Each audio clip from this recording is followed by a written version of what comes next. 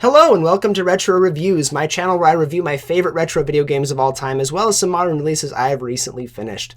Today I want to talk about a game that was originally an Xbox console exclusive that finally got ported over to the Switch and the PlayStation, and that is Tunic. When I first saw this game get announced, I was super excited about it. It looked like a classic Zelda game, mixed with a lot of the more modern sensibilities. It had like a Souls-esque kind of combat style. It just looked absolutely gorgeous, and I think Microsoft absolutely was going for a Zelda feel. This game is absolutely catered toward adults. This is not a super easy game. The combat's difficult. The enemies are hard to beat. The game itself is a challenge to figure out and uncover the world around you.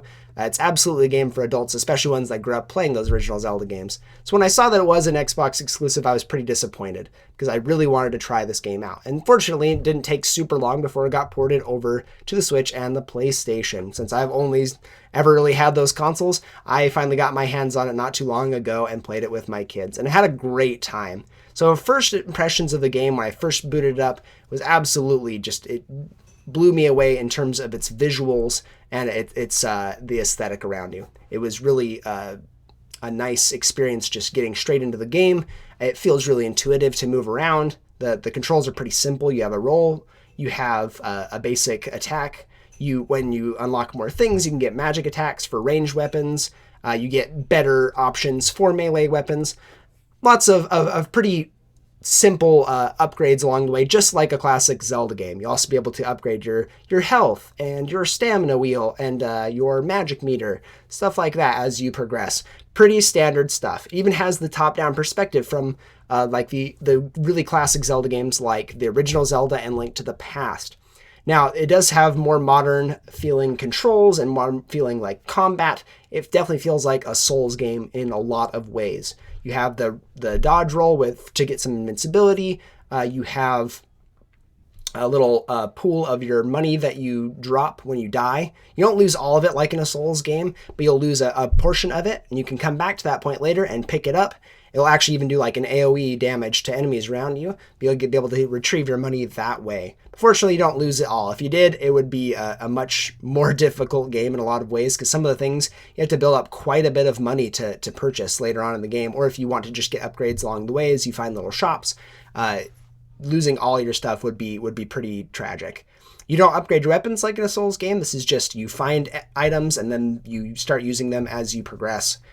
This game is really difficult to uncover. You start off with no real knowledge of the game. You know that you're this fox with a sword and a green tunic, not too dissimilar to a Zelda character. You just know that you can walk around. It doesn't really give you any tutorials. You kind of have to figure things out as you go. What's brilliant about this game is that you have a digital manual in-game, just like the classic NES titles. You have these manuals that kind of help supplement what's going on, teach you the mechanics of the game. But for you don't get the whole manual. You get pieces at a time. You can find pages of the manual in the world. It's kind of the gimmick of the game. If you approach anything and try and talk to it, you'll get a nonsense language that you can't decipher. You have to find pieces of this manual that have some translations or once you figure things out, you like kind of etch it in to figure out what is going on in the world. And it explains more and more of the world to you as you go along. Without these manual pieces, it's virtually impossible unless you just stumble into the answer.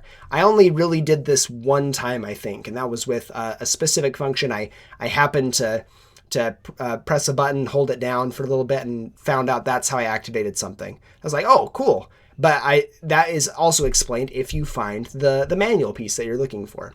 So this game is one that demands you to play it without looking at a guide, and I highly encourage you to do so. It's absolutely shooting yourself in the foot if you're looking up a guide to play Tunic, because the guide is in the game. You learn this game as you play it. Things won't be super obvious right away. You can tell that some places, like you might find like a big yellow pad on the floor in a couple different spots. You'll think, this looks like a teleport pad. And you're right. But the only way to activate it is by finding the corresponding manual piece and figuring out how to use the teleporting pad. And that's the charm of the game. As you learn more about as you play the game, you learn more about it by finding these pieces. And these pieces come together to form the whole big picture. Once you have everything, you can fully complete this game. Now, right from the get-go, the first impressions are this is a nice cutesy game. You're just this cute little fox with a stick that you can beat little cute enemies with to progress the story. But it gets pretty deep. There's some rather like adult themes in the game. Definitely a heavier thing if you're actually reading into it. It's something that kids can watch, no problem at all. But as an adult, looking at some of the context around you in the world as you progress the game, you see that this is a pretty heavy game thematically. And the more you do, the more you recognize, man, this is a crazy world that we're getting into. That's what I really like about Tunic. There's a lot of mystery that as you explore the world, you start to unravel more and more piece by piece. The game is extremely difficult. The more you play, the more you're going to have to learn especially the combat, the movement. You're going to have to really look around and look for secrets to find these missing manual pieces. Otherwise, you're just going to get stuck or not be able to figure out what's going on.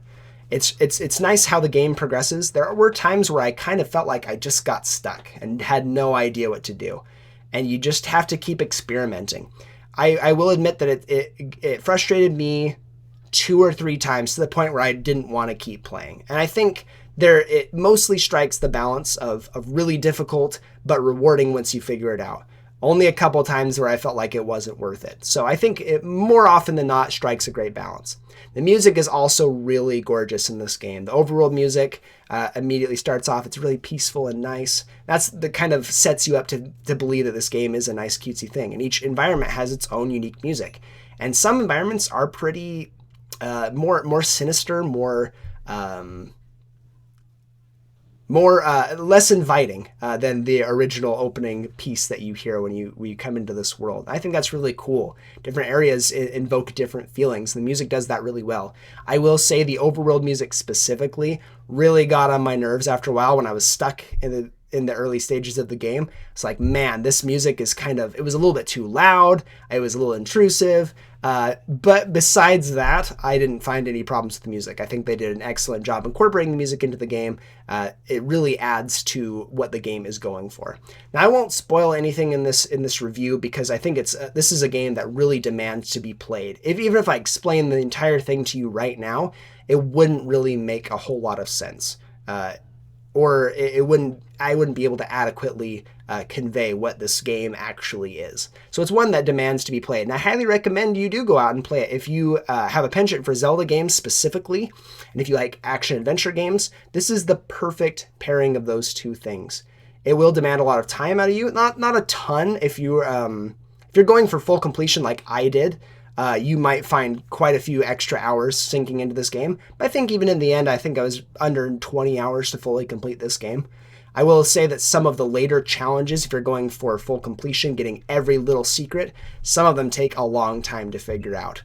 Those challenges maybe would warrant a guide if you're going for full completion. If you've beaten pretty much the entirety of the game and you just want to mop up the extra stuff and it's just a little too challenging or nebulous, I think that point you can probably go for a guide. But I think overall it's more rewarding to go, even for the really difficult things, the difficult secrets, to just go for yourself and try and figure it out. Because the world does an excellent job of giving you the context clues you need to beat this game and find out all the secrets. I will say, getting to full completion, you have lots of really cool things that happen at the end of the game. You'll get to understand more about the world itself. I think full completion really unlocks the mysteries of this game in a huge way. You even get an extra ending that's fantastic. It mops the game up in a really satisfying way. But if you're not going for full completion, this game is equally satisfying. It's a really fun action-adventure game that will demand a lot of time. But once you've mastered the game's mechanics and figured out how exploring works and how to find secrets in the world, you will have a spectacular time with this game. I really enjoyed it. My kids enjoyed me playing it. They enjoyed watching it. So it is a really satisfying game. I've seen it go on sale quite a few times too. It's relatively cheap new, but if you get it on a sale price, it's absolutely worth it. It is a little difficult, sometimes a little nebulous, can be frustrating at times, and that just barely keeps it off from my top rating. So I'm going to give Tunic a gold ranking and say that if you enjoy classic Zelda games, if you like a difficult challenge, especially in the combat side of things, this is the game for you. That's going to about do it. So thank you so much, and I will see you on the next one.